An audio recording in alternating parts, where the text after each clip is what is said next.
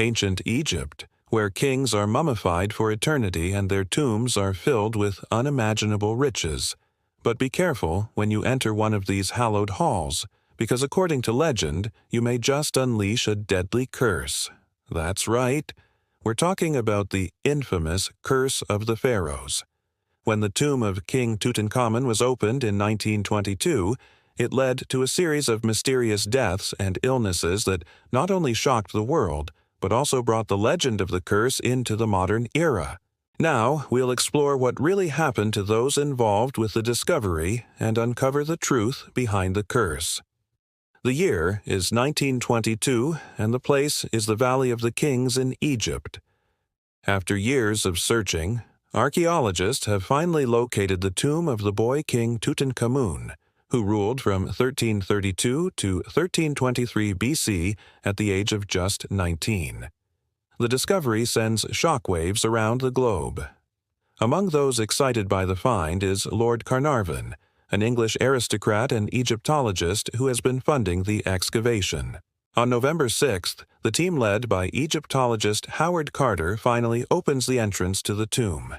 Inside, they find 3 burial chambers, each filled with priceless artifacts.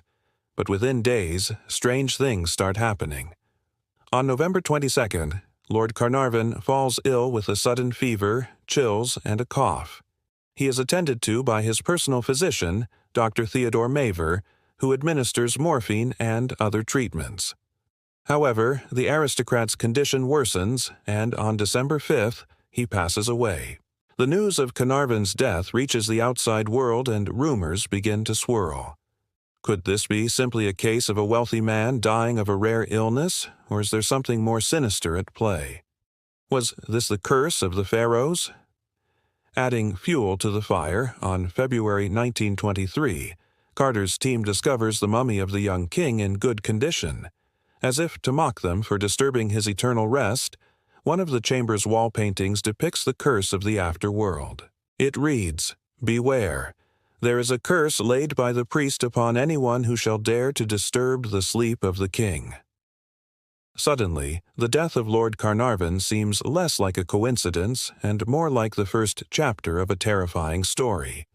As the world reels from the mysterious death of Lord Carnarvon, more strange events unfold within the team. Arthur C. Mace, the team's secretary, suffers a venomous snake bite, while George J. Gates, another member of the expedition, succumbs to a mosquito bite that turns gangrenous. These incidents stoke the flames of fear and speculation, leading people to believe that the curse of the Pharaohs is alive and well.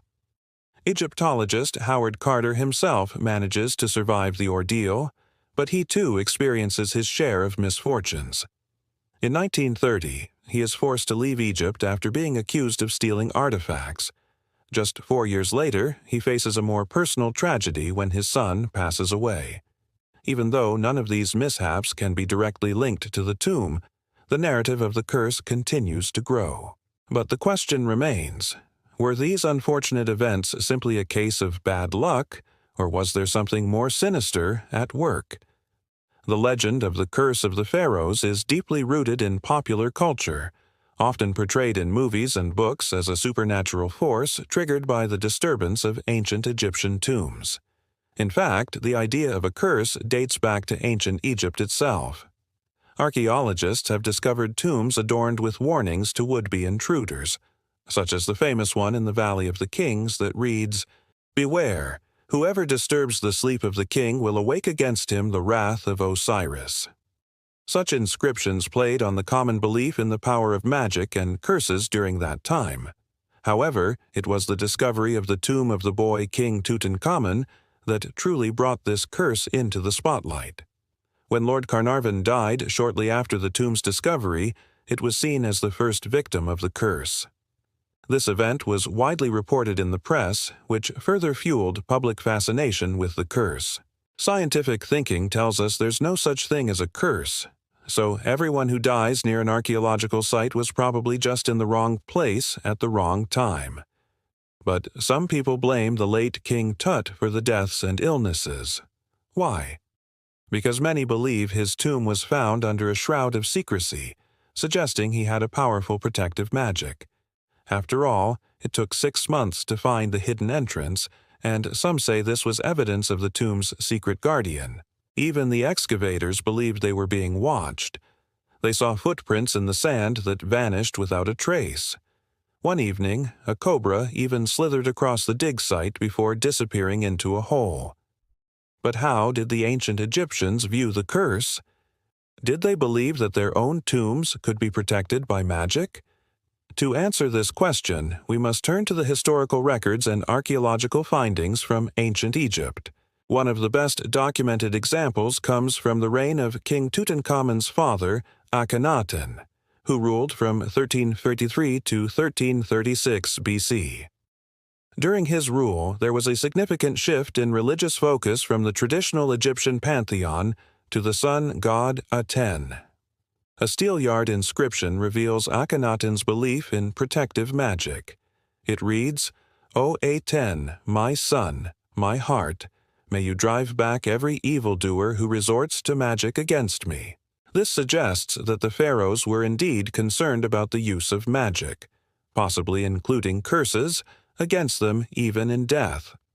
Furthermore, the archaeological record provides insight into the beliefs surrounding tombs. Within the burial chambers, protective amulets and spells were commonly placed near the deceased, serving as a final line of defense against potential curses. These practices indicate a deep-rooted belief in the possibility of post-mortem harm and the need for magical intervention to prevent it. So it's clear that the ancient Egyptians did believe that their tombs could be magically protected, seeing them as a final line of defense against those who might wish to harm them, even in death. Now let's look at other places that have similar legends associated with them. Is there anywhere else in the world where disturbing a tomb leads to dire consequences? One such place is the Poveglia Island in Italy. According to legend, the island is haunted by the spirits of over 100,000 people who died there during the 18th century plague. Anyone who sets foot on the island is said to be cursed with bad luck, illness, or even death. Then we have the Aokigahara forest at the base of Mount Fuji in Japan. Nicknamed the Suicide Forest, this dense wooded area has been associated with a number of unexplained deaths and disappearances. Some believe that the forest itself somehow attracts those who wish to end their lives, while others claim that the spirits of those who died there seek to claim new victims. Finally, there's the Dyatlov Pass incident in Russia. In 1959, 9 experienced hikers were found dead in the Ural Mountains under mysterious circumstances. While the official investigation blamed an avalanche, many believe that a curse or some other paranormal force was responsible for their deaths. These stories highlight the human fascination with the unknown and the desire to find an explanation for tragic or unexplained events. While there is no scientific evidence to support the existence of curses, the belief in them continues to persist in various cultures and throughout history. The discovery of Tutankhamun's tomb and the subsequent deaths and illnesses associated with it undoubtedly played a significant role in shaping this modern perception of the curse of the pharaohs. But what do you think?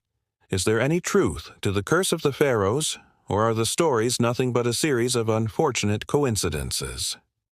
Let me know your thoughts. And now, it's time for you to make your voice heard. Don't forget to hit that like button and subscribe if you haven't already. By doing so, you'll not only show your support for our channel, but also ensure that you never miss out on any of our spine-chilling tales. And with that, until next time, stay safe and keep exploring the dark side of history.